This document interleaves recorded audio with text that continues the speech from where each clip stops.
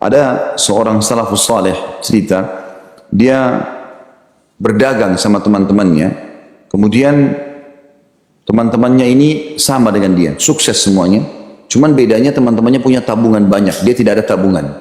Karena dia selalu kalau ada keuntungan sibuk bersedekah, sibuk bantu orang terus. Teman-temannya sempat bilang, kamu ini nggak sayang dengan hartamu ya? Setiap kali kamu dapat keuntungan pasti kamu bantu orang lain. Kami lihat gudang-gudang kami penuh dengan harta kami simpan, karena kami tidak bersedekah. Kamu tidak sayang dengan hartamu. Kata dia, justru kalian yang tidak sayang harta kalian. Kalau saya sayang. Saking sayangnya harta saya bawa ke sana. Bawa ke akhirat. Ini sedekah-sedekah ini saya sedang bawa ke sana. Kalian lihat di depan mata tidak ada, tapi sebenarnya saya sedang kasih ke sana. Abdullah bin Mubarak rahimahullah tersenyum lebar pada saat ada orang-orang miskin datang dan dia bagi-bagi hartanya. Lalu kemudian dia tersenyum, murid-muridnya heran, kenapa anda tersenyum? Dia bilang, orang-orang ini sedang pergi membawa harta-hartaku ke timbangan amalku tanpa ada upah, tanpa ada balasan. Mereka sedang bawa ketimbangan amal. Itu orang beriman begitu fikirannya, selalu akhirat, targetnya kebaikan-kebaikan. Lalu Allah bilang, wajazahum bima sabaru jannatan wa harira. Dan dia Allah memberi balasan kepada mereka karena kesabaran mereka dengan surga dan pakaian sutra. Allah SWT akan berikan. Teman-teman sekalian, rahimana rahimakumullah, kita di duka bumi ini hanya bertugas sampai ajal datang saja. Sebagai suami, sebagai istri, sebagai orang tua, sebagai anak, sebagai teman, hanya sampai ajal datang. Halal nikmati, haram tinggalkan. Udah, sebatas itu. Enggak lama kok sebenarnya. Maka sabar. Kalau ada orang yang dizalimi di muka bumi ini, mudah-mudahan di sini tidak ada, tapi kalau ada orang yang dizalimi di muka bumi ini dan dia merasa sakit hati sekali, renungi kisah ini supaya kita tahu bagaimana Allah Subhanahu wa taala hadir dalam hidup kita kalau kita beriman kepadanya. Nabi Musa alaihissalam pernah berkata kepada Jibril alaihissalam dalam sebuah riwayat, wahai Jibril, saya mau tahu keadilannya Allah. Saya mau tahu bagaimana Allah itu mengatur hamba-hambanya dengan adil nih. Kata Jibril alaihissalam, kau tidak bisa sabar hai Musa. Kata Musa, saya coba sabar.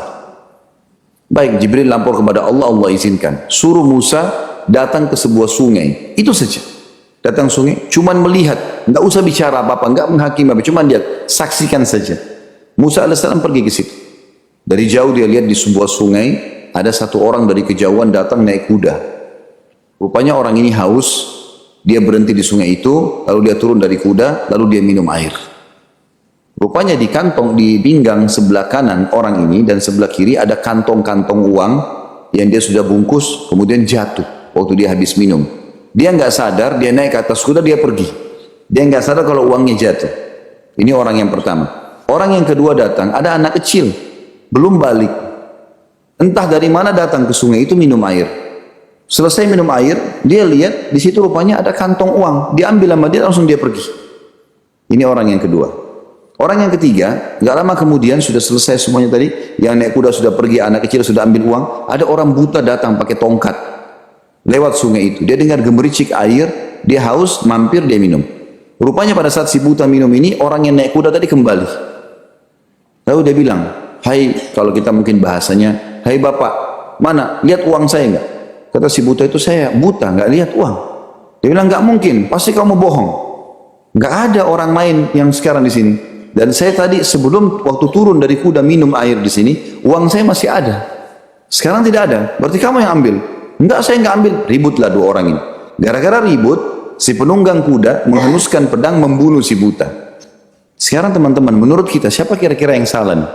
Penunggang kuda kah? Anak kecil kah? Atau orang buta kah? Nabi Musa alaihissalam mungkin berpikir seperti kita. Nabi Musa alaihissalam bilang sama Jibril, saya nggak bisa sabar. Kenapa nggak bisa sabar? Karena Musa alaihissalam tahu menurut Musa yang salah anak kecil. Kalau anak kecil tidak ambil uang tadi, selesai urusannya. Karena penunggang kuda akan kembali temukan kantong uangnya, selesai kan? Dia nggak akan bunuh si buta. Berarti masalahnya dia anak kecil nih. Menurut Musa alaihissalam, saya tidak sabar. Mestinya tadi Musa maunya ini, dia kalau disuruh datang sama Allah di situ, dia akan berhentikan di penunggang kuda, uangmu diambil sama anak kecil gitu loh. Tapi Musa alaihissalam kan dilarang sama Allah, dia cuma disuruh lihat. Maka dia bilang sama Jibril, saya nggak bisa sabar. Kata Jibril, sudah saya bilang, kamu nggak bisa sabar. Allah itu luas sekali kemahadilannya. Tapi kalau kau mau tahu Musa, cerita sebenarnya begini. Mulailah Jibril menyampaikan, ini anak kecil yang ambil uang, justru dia yang benar. Kok bisa? Kata Musa AS, bagaimana memahami ini? Anak kecil yang ambil uang kok dia yang benar? Kata Jibril AS, ini anak kecil punya ayah. Ada bapaknya dulu, ayahnya dia. Waktu masih hidup ayahnya, pernah kerja jadi pegawai di tempatnya penunggang kuda. Dan pernah beberapa bulan bekerja tidak dikasih gajinya. Dan gaji dia sejumlah uang yang diambil oleh anak kecil itu. Penunggang kuda ini tidak pernah berpikir dia akan lewat di sungai itu, dia akan bawa uang sebanyak itu, dia akan minum di situ, lalu akan datang anak kecil yang merupakan anak dari orang yang pernah dia zalimi, kemudian jatuh dan mengambil haknya. Dan subhanallah, uang itu sejumlah uang kezaliman yang pernah dia lakukan. Kata Musa AS, baiklah, saya faham. Bagaimana dengan nasibnya orang buta yang dibunuh? Kata Jibril AS, ayahnya anak ini setelah berhenti kerja dari tempat penunggang kuda, dia cari kerja di tempatnya si buta. Dan dulu buta ini nggak buta matanya. Tapi Allah uji dia di akhir hidupnya, dibutakan matanya. Orang ini zalim sekali, si buta ini orang zalim. Sampai-sampai waktu dia pekerjakan ayahnya anak ini, dia membunuh ayah anak itu. Maka Allah pun mengambil harta dari si zalim, diberikan kepada pemilik haknya, dan Allah membunuh si pembunuh dari tangan orang zalim. Allah subhanahu wa ta'ala punya cara. Tugas kita teman-teman, saya benar atau saya salah? Saya benar, istiqomah saja. Salah kita luruskan, selesai. Sampai ajal datang saja. Itu saja. Dan subhanallah, dalam melalui kehidupan di muka bumi ini, ada konsep kita halal dan haram. Halal ini teman-teman, lebih banyak daripada yang haram. Lebih banyak.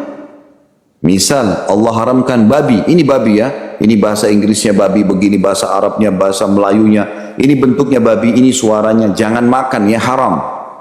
Karena kalau Allah tidak ciptakan, manusia kadang-kadang rewel. Nanti dia akan tanya Allah, ya Allah kau haramkan babi tapi kami tidak tahu mukanya. Nah ini loh babi itu ini, jangan dimakan. Kita kan dikasih potensi oleh Allah suka makan daging.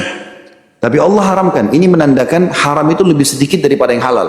Itu haram itu sedikit sekali. Babi haram, Allah ganti dengan sapi, kambing, ayam, kelinci, semua hewan air, silakan makan. Berarti kan yang halal lebih banyak daripada yang haram. Sekarang nggak boleh minum khamar, jangan minum khamar. Allah ganti dengan susu, air putih, sirup, madu, banyak. Allah larang zina, Allah buka pintu pernikahan. Allah SWT berikan jalan keluar, bukan tidak. Allah ajar caranya. Maka perbuatan haram itu sedikit sekali dan tidak ada gunanya kita pakai atau kita lakukan.